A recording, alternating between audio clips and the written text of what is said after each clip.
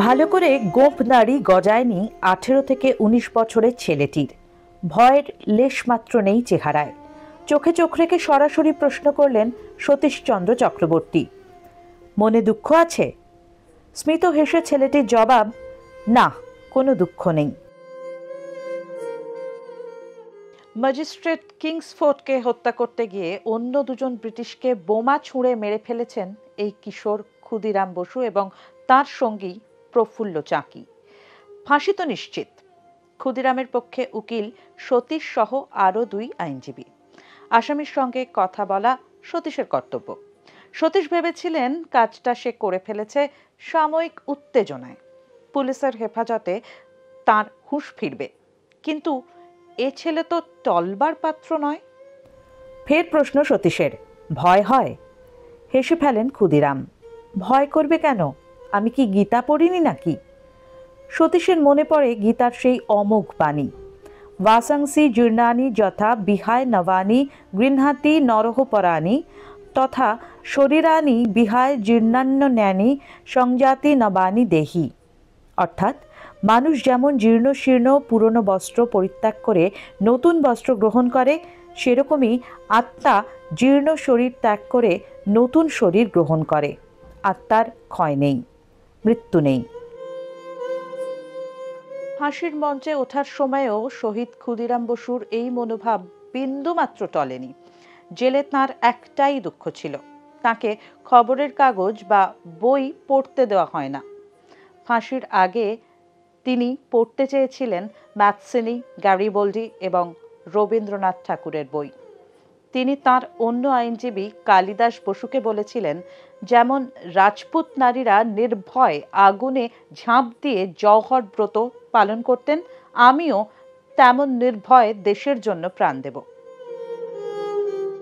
11ই August 1908 ভোর থেকে মুজফ্ফরপুরে জেলের সামনে লোকে লোকারণ্য। রটে গেছে কাক ভোরেই ফাঁসি হবে তরুণ বিপ্লবীর। উঁচু দেওয়ালের এপারে চলছে ফাঁসির শেষ মুহূর্তের প্রস্তুতি। জেলের ভিতরে 15 ফিট উঁচুতে ফাঁসির মঞ্চ, তার দুদিকে একটি করে খুঁটি আর একটি করে মোটা লোহার রড, যা আড়াআড়িভাবে যুক্ত। তারই মাঝখানে বাঁধা মোটা একগাছি দড়ি ঝুলে আছে। দড়ির শেষ প্রান্তে একটি ফাঁস, অর্থাৎ বদ্ধভূমি তৈরি। কাক ভোরে ক্ষুদিরামকে নিয়ে এলেন 4 জন রক্ষী।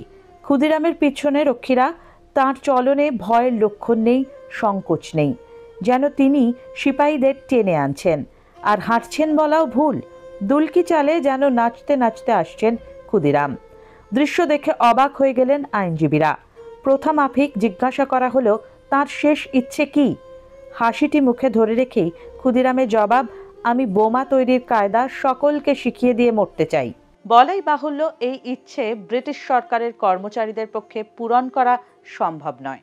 তাকে আনা হলো ফাঁসির দড়ির সামনে। মুখের ঠিক সামনেই ফাঁসির দড়ি। আচমকা ফাঁসুড়েকে ক্ষুদিরাম জিজ্ঞাসা করে বসলেন, আচ্ছা, ফাঁসির দড়িতে মোম কেন মাখানো হয়? ঘোর কাটিয়ে ফাঁসুড়ে একটি সবুজ রঙের পাতলা টুপি দিয়ে গলা পর্যন্ত ঢেকে দিলেন।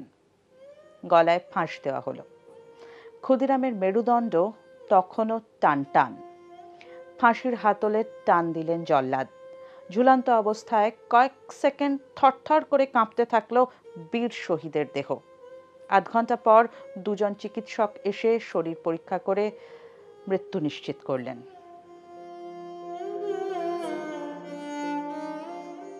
ক্ষুদিরামের জীবনের শেষ কয়েকটা দিন কিংবা শেষ কয়েকটা ঘন্টা যদি ফিরে দেখা হয়, তাহলে বোঝা যাবে দীর্ঘদিন ধরে বিপ্লবের প্রস্তুতি নেওয়া, দেশের জন্য আত্মবলিদান দেওয়া কোনোটাই তার হঠকারী সিদ্ধান্ত ছিল না।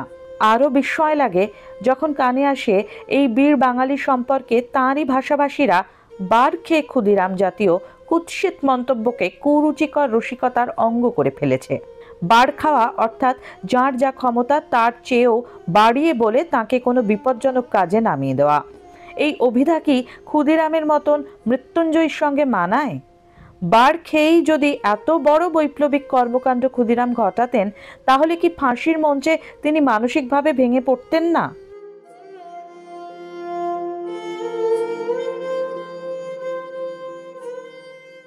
আসলে দেশকে কতটা ভালোবাসলে শেষ মুহূর্তেও ফাঁসির দড়িতে মোম মাখানো থাকে কেন, এই প্রশ্ন করা যায়।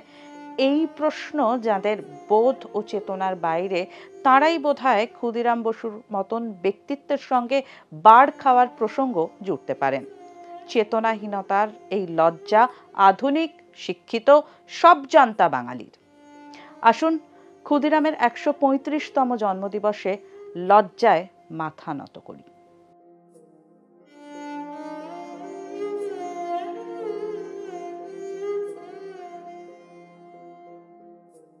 ফলো করুন এইসময়.com। আপডেটেড ভিডিও স্টোরির জন্য সাবস্ক্রাইব করুন আমাদের ইউটিউব চ্যানেল।